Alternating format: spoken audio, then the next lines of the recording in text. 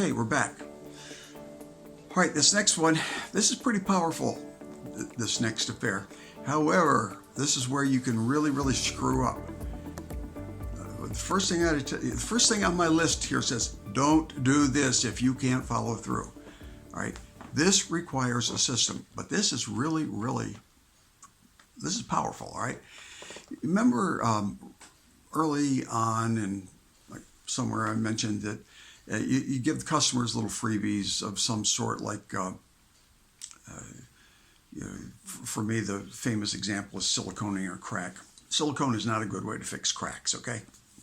But on the other hand, if what I'm selling is a $400 fix that surface solution, the customer may or may not be ready to go for the $400 solution, and I just gave them the free Band-Aid solution, right? So that's a value-added thing. This idea is the same sort of thing, which is, however, you don't do it if you can't follow through. Which is, make a promise and keep it. All right.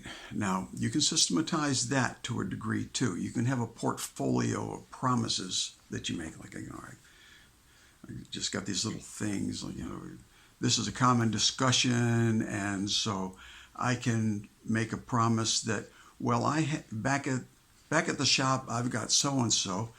I'll get that to you. Okay, so this is going to become a second contact that's got some effort involved. Okay, maybe you use the mail or something, but I think it'd be better if you weren't just like, if you, going back to the carpet guy, don't send me a box of nice stuff, but I'll go find out that information for you and I'll call you back, or what.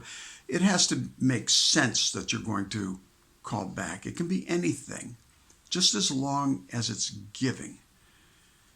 Okay, there's no, this is just you doing something extra that they haven't bargained for. And people get promises all the time, and we're all rather accustomed to people not following through on their promises. I mean, the world is full of good intentions, and I try not to have good intentions that I don't follow through on, but hey, you want to know what the reason I retired?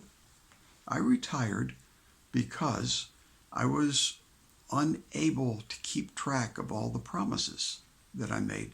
Made them all with good intention. And I'm pretty good at that stuff too, all right? I keep a list, but it got to be bigger than I was. And so don't you let that happen to you. Now, presumably you're also 30 years younger than I am, and your mind is sharp as a tack still, okay? So I hope you're not losing those odds and ends, but have a system that does not let a promise go unkept, because it'll backfire on you. You'll be the guy that promised things and now they can't trust you, right? But if you have a follow-through, preferably by phone so that they hear your voice again, this thing becomes extremely powerful.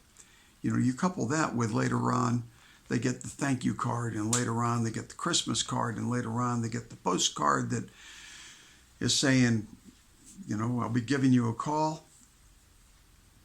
Powerful. So, but here's the one last thing I want to say to you is, if you have a little portfolio of these things, which you probably will develop, you don't want to reinvent the wheel every time, keep records so that you don't be promising the same thing over and over again. You'll just look stupid if you do that, okay? Now, better yet than a portfolio of stuff is if you can find little individual things, if it really is specific to that customer, so much the better. Regardless, you're going to have a system to make sure you kept your promise, okay? And keep them in a timely fashion. Much later doesn't really count. It's like getting a thank you card a month later. Doesn't count anymore.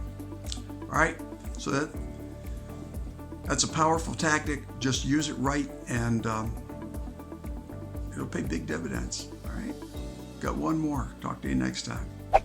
Hey friends, I hope this was useful to you. Would you do something for me? Would you please share this with anybody you know that ought to hear it too? And then would you please give me the thumbs up and subscribe, right? That's kind of important on these things. Feel free to leave comments. All right, thanks a lot. And now get out there and do some winning.